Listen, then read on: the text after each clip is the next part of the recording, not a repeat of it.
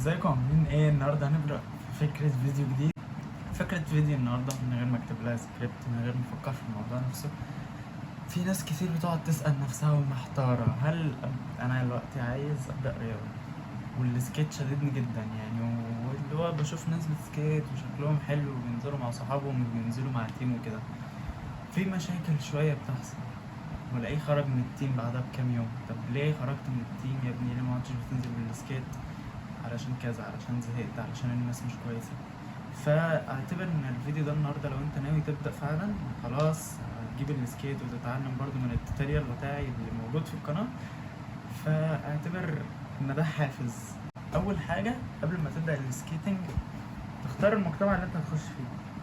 مش تيجي تخش على طول كده مثلا في السكيت بي تي اس بالنسبة لبورسعيد، لان انا من بورسعيد طبيعي، او سكيت كايرو، او التيمات بقى الموجودة في المحافظة بتاعتك. انا بتكلم على مصر بشكل عام، ممكن تكون بره النظام مختلف. فانت تخش بقى في التيم، تيم اطفال، ففجأة كده دخلت مع اطفال ومش عارف اعمل ايه، والدنيا غريبة وكلامهم غريب، وتلاقي بقى اللي بيعمل حاجات مش كويسة واللي يشتم واللي بيفيب والى اخره. وطبعا انت مش عايز تأثر بالكلام ده، انت جاي تلعب تتبسط وجاي تتعرف على الناس وتقضي الرياضة بشكل عام بشكل كويس. وفعلا ده الطبيعي. اللي مش طبيعي ان انت تخش التيم وتلاقي الناس كده. فانت اللي تعمله ايه؟ انت ما تخش التيم من اساسه. مش بكلمك على بي تي اس بشكل عام، لا، انا بكلمك على التيمات بتاعه السكيتنج. انت نقي شله معينه، الشله دي انت تنزل تقعد معاها، تتدربوا على السكيت سوا. ولما تيجوا تتدربوا ممكن قدام حد فيكم يكون عنده شغف يكمل مسابقات بتاع، يصور ريلز الى اخره بقى. يعني في ناس بتحب السكيت لدرجه ان هي بتتمرن على السلايدات والسلالوم بشكل بقى مسابقات، وفي اللي بيخش مسابقات على مستوى مصر والجمهورية والعالم وإلى آخره. نقطة تانية، أنت دلوقتي عايز تشتري سكيت بس الأسعار مش مساعدة. كلنا عارفين إن الأسعار في مصر والغلا مش طبيعي الفترة دي فعلا. فإيه الحل اللي ممكن يساعد؟ الحل اللي ممكن يساعد إن أنت ما تشتريش سكيت جديد، ولا ممكن تجيب مستعمل قوي. أنت ممكن تجمع سكيت عامة. يعني أنا كنت اتكلمت في الموضوع ده قبل كده بس كان فيديو قديم. ان انت تعمل سكيت ازاي بقى؟ ممكن حد يبدا بسكيت 313 كابوت وفريم يشتريهم ب 300 جنيه. 300 ده رخيص جدا على سكيت جدا يعني. ويجيب ويلز وبيرنج ومسامير وبتاع، السكيت هيخش له في كام؟ 700 800 جنيه. 700 800 جنيه على سكيت، فده رخيص جدا، بدل ما هو جديد ب 2000 2000 وكسور. وبالنسبه ل 509 داخل في 3000 دلوقتي. ف 3000 جنيه سكيت ولسه مبتدئ، وممكن الحوار ما يعجبكش، وممكن تخرج من التيم وتكون عايز تبيعه وهتخسر فيه جامد. نفس فكرة مثلا لما تيجي تشتري موبايل ايفون، هتيجي تبيعه بعد كده هتخسر في سعره جامد. فاهم قصدي؟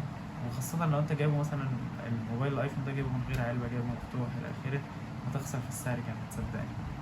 تالت واخر حاجة هتكلم عنها في الفيديو، ان انت يعني قبل ما تبدأ كل حاجة، قبل ما تشتري السكيت نفسه، السيفتي. يعني السيفتي بشكل عام ده قانون في أي حتة، في شغل، في رياضة، وفي دراسة، في إلى آخره.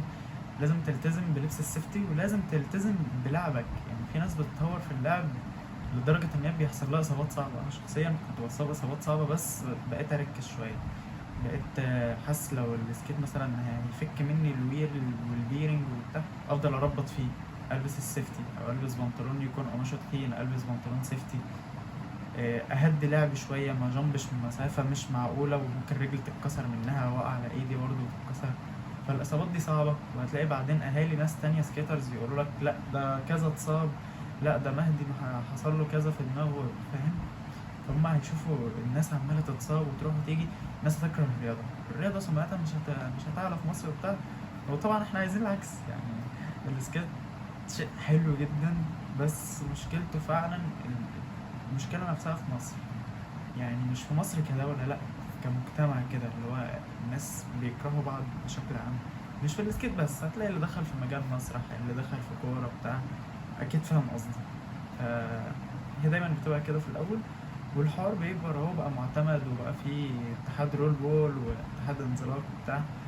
فانا اتمنى لو حد عنده شغف في الحوار يكمل، يشد حيله. ولو حد لسه مبتدئ وبيفكر في الحوار، هتلاقي البلاي ليست بتاعتي بتاعت توتوريال تعليم السكيت فوق على الاي وتحت في الديسكريبشن علشان تتابعها. وبس اتمنى يكون عجبكم الفيديو، وما تنسوش تعملوا لايك وشير وسبسكرايب وبس. I don't wanna waste what's left.